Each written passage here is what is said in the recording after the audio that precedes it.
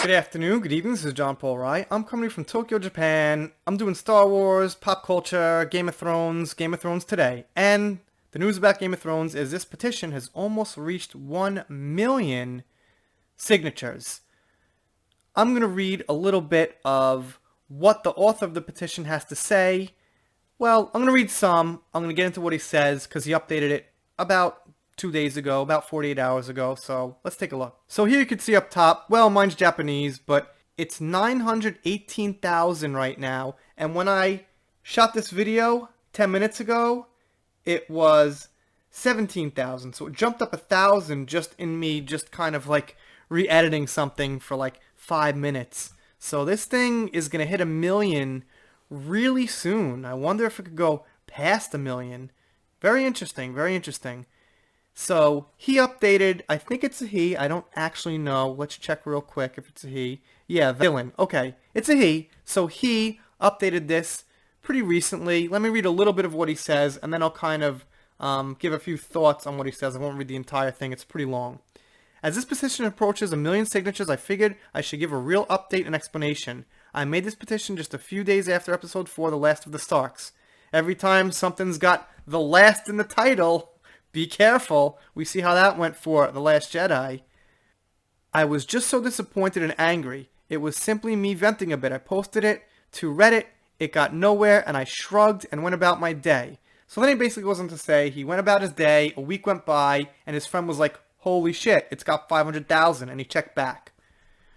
Then he goes on to say here he hasn't heard too much from HBO's people. Well, hasn't heard anything from HBO's people at all, and you know, he was saying, look, it's not realistic that we expect a change or even a response probably, but it's always good to send a message, and when 1 million people signs it, even 1 million people knowing about it is pretty damn good.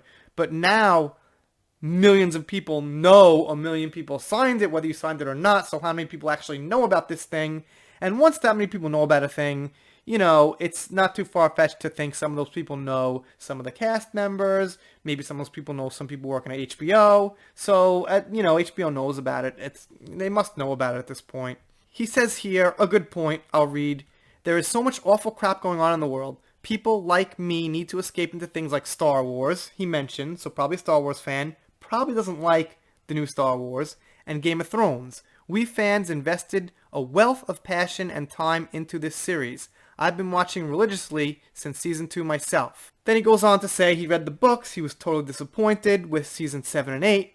I'm kind of cool with 7 because, well, I'm kind of cool with 7. I figured, hey, 7's not incredible, but you know what, we're going into 8, that's going to be the awesome finale. So, you know, what the hell, but obviously things ain't working out like everyone planned over there on HBO.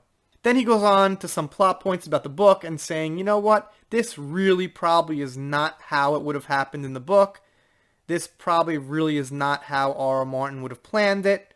He says maybe in some cases because you never know. And I'm going to add to that and say even if it did work out like this for Martins, he would have laid down proper hints, foreshadowing, proper character changes, things like that.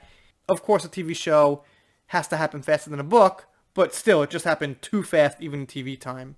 He says he feels for the actors and actresses. I don't. I mean, look, they get paid a lot of money for what they do. They've got great jobs. Yeah, on one hand, okay, I kind of feel like you didn't get what your character wanted. But anybody who's aspiring to be an actor out there, and there's maybe millions of people who want to be an actor, would be ecstatically happy to get a job, a speaking role on Game of Thrones, doing anything. So I can't like feel bad for the actors. I know I have a little bit of an unpopular point of view about actors maybe, but I'm not feeling bad for them. They got well paid. They're going to move on to greener grasses for the most part.